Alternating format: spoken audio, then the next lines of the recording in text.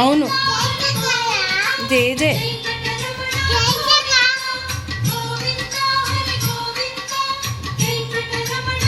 దాసం పెట్టుకో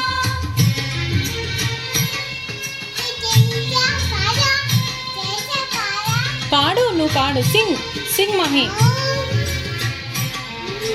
గోవింద